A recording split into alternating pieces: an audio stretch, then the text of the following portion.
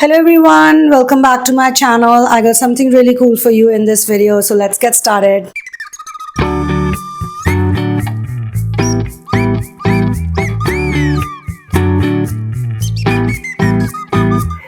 So everyone, in this video, I'm going to be talking about the importance of cleaning the clutter in your house. I remember there was one student of mine, she was in therapy and she's really intelligent, I must say, and had really good psychic abilities also. And she told me about certain things, and after the assessment, whatever assessment I had for her, I asked her to do an assignment.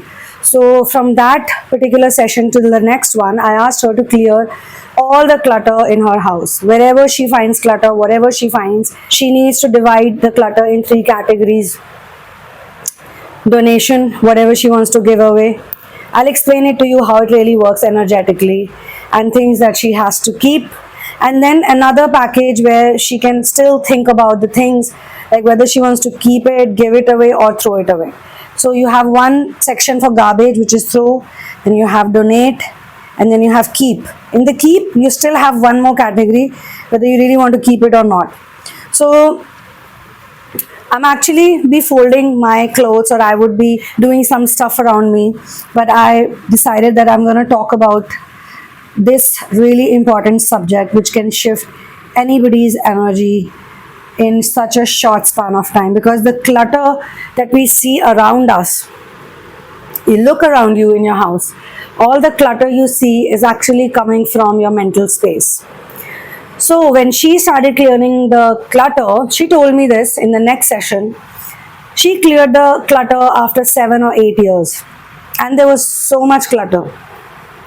Right after she cleared the clutter, she first of all had a very organized space, and she felt so light. In the same house where she was feeling all sorts of negative energy, she felt like so light. She knew where everything was. Literally how we can access our mind, for things. Like this thought is like this, or this feeling is like this, and I feel this for this person, and I feel that for this person. So she got so much clarity by doing that. And interestingly, she found out actually that she loves to sketch. She had never sketched in her entire life. She never painted anything. And during that time, I used to talk a lot about the lotus energy, and I used to paint a lot of lotus related pictures. I made a mural of lotus, which is not yet complete. It's 50% complete. And lotus is my favorite flower actually. And I love there's a cute mouse on the window. So lotus is something that I really love. And you know what she was painting? She was just doodling, sketching, painting the lotus flower. This lotus energy is very high vibrational energy. We all must achieve it, and it is somehow connected to the clutter in our life. So as I fold my clothes and I talk to you, let me give you some really cool tips.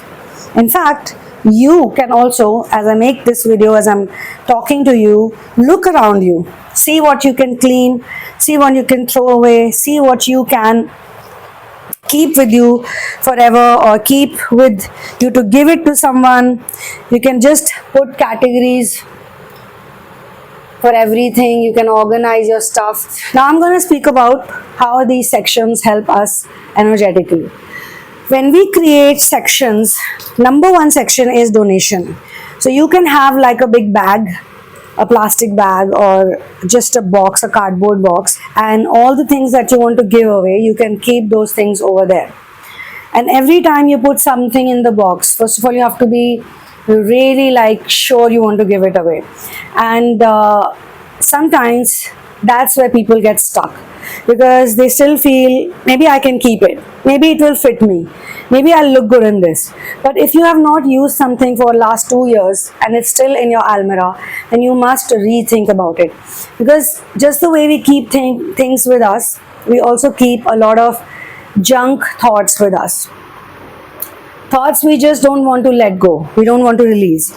So when you give away or when you donate those things, you not only create the energy for something new in your life, but you also say, okay, you have served your purpose and now you can go to someone else. Maybe you're going to make someone else happy. And we must also thank We must also thank those things, whether it's clothes or whether it is some books or stationery item, or it's a camera that you've not used for 10 years but you still kept it because you felt that it's such a nice piece, it's like antique. In my inner work journey, I have read and studied hoarders really well, and I feel that there is a little hoarder, sometimes a big one, a big holder in all of our lives. We all are hoarders in some way or the other, but some people's hoarding go out of proportion. You know why? Because hoarders are very emotional. They're so emotional that they don't want to throw anything in the trash. They feel like maybe I can use this also, maybe I can use that also. We people also do the same thing. We hold on to things, we hold on to items.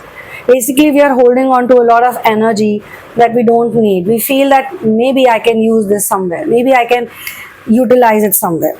So, even if you're not in therapy with me, make this your assignment for the next 1 week. This is like for everyone, and do this as an assignment, and then you can tell me about it. You can email to me. My email address is thesunamoon@gmail.com. Let me know what happens, what changes you feel in your life. The first change that you're gonna feel is you'll feel very peaceful.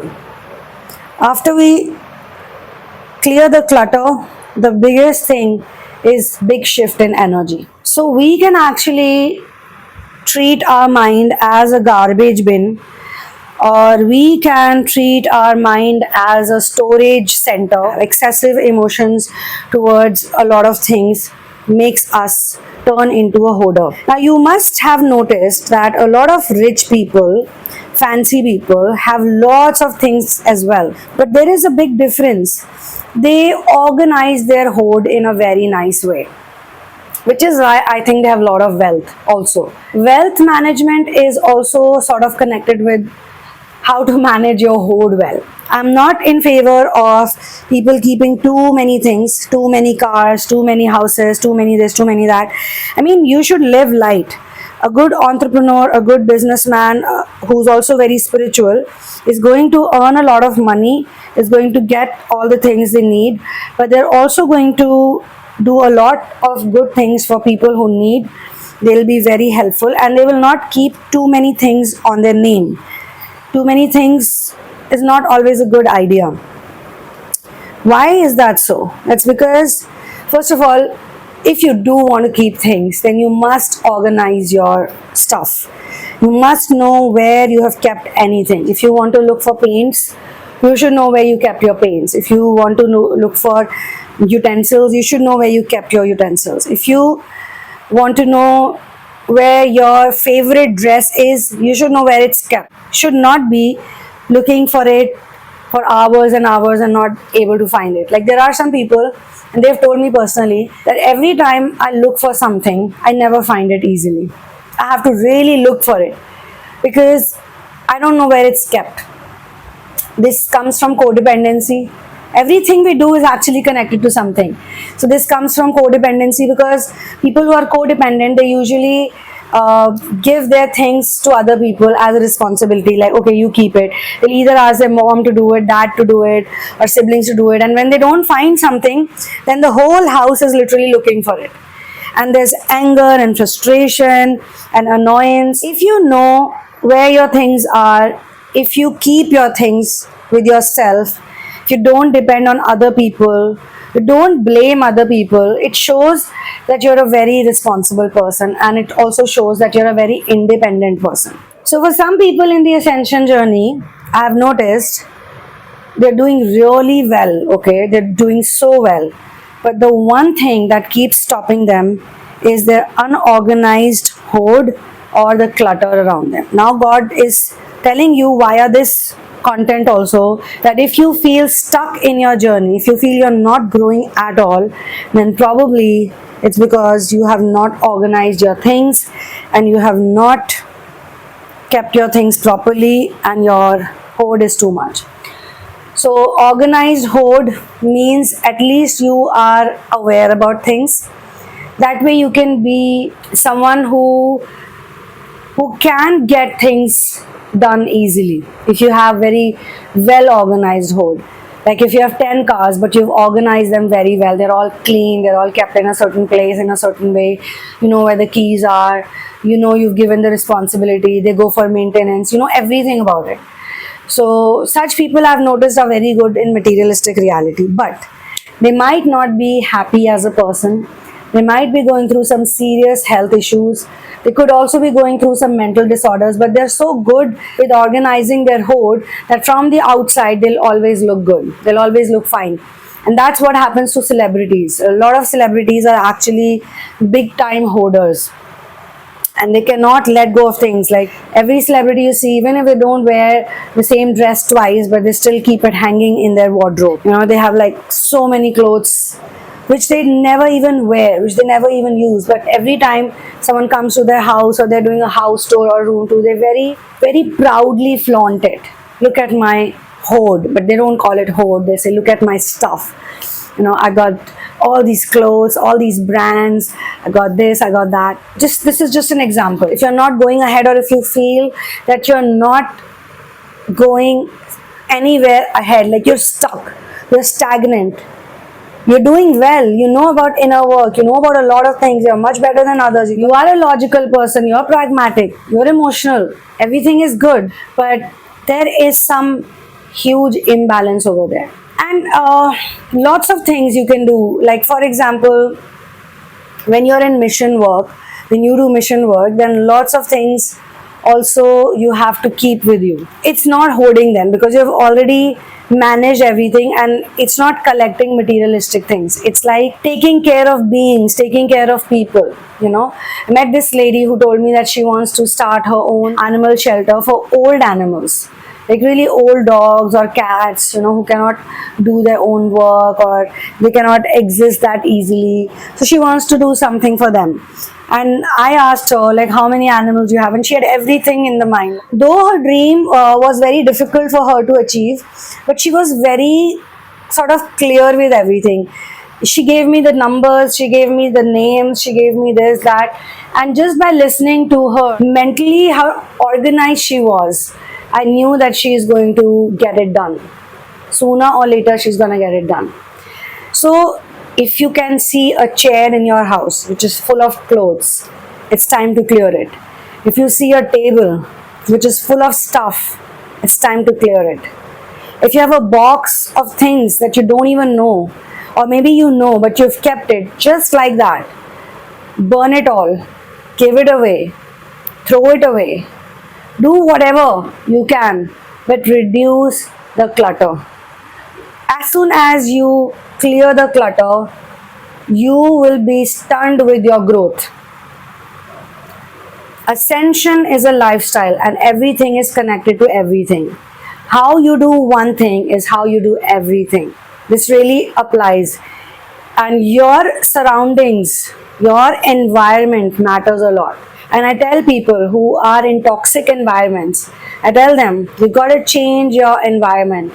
If you got to continue to live in the same toxic environment, it's not possible for you to grow. Because you're going to do your healing, you're going to get into therapy, you're going to go to a silent retreat, or you're going to go away somewhere, wherever you want to go. You'll feel very nice, but you'll come back in the same environment. So how do you change your environment? You become independent for your things. You keep your own things organized.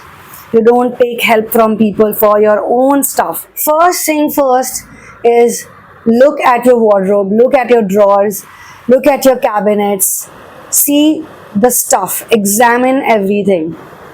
This is one great tip I can give you, and I give it to people in therapy, and I don't give it to everyone because I know some people are very organized. I personally know of people who are very clean, very organized. You go to their house and you know that everything is kept in a proper place. They know about all their things. They even know where the safety pin is, and that reflects in their life. They may not be very wealthy, but they have lots of things going on good for them. Usually it is like that. I have seen it with multiple cases, with multiple people. I mean, of course, when I go to someone's house, I'm not judging them for not being so clean. because I also know people who are in the mission work. I know people who are taking care of poor kids. I know people who are taking care of animals. I myself, have so many rescue animals. But I always tell my assistant also, and I do it myself, and even the kids who come to my house, I teach them, keep your place clean. If the kids are eating something and they make it all dirty, I teach them, you clean this mess and you throw it in the dustbin. And when it comes to animals also, I tell everyone, and I do it myself, they need to be wiped properly every day. The house needs to be wiped with the fragrant wipes, the wet wipes I buy. Don't buy it for my face, but I wipe the whole house with it. If any paint goes off, we put it back. It doesn't have to be perfect, it doesn't have to be done daily, but you must be aware about the things that need fixing or things that need cleaning. And when you do it all, you feel so nice. And in inner work journey, one more thing happens with people. They clean the clutter, then it comes back again. They clean the clutter, it comes back again. It's not a regular practice for them. You gotta make it a regular practice. You gotta keep one day of the week, every day, once in a week. You must sit with your box, or you must sit down with the 3 categories. You must look at everything, assess everything, and then see what goes to people with gratitude, what goes to the dustbin again with gratitude, and what do you keep with yourself, either for yourself or for others, with gratitude. And gratitude energy plays a big part in it. And I think this is it. You must do a practical of it to find out if it really works or not, and what are the new skills and talents you suddenly find out about.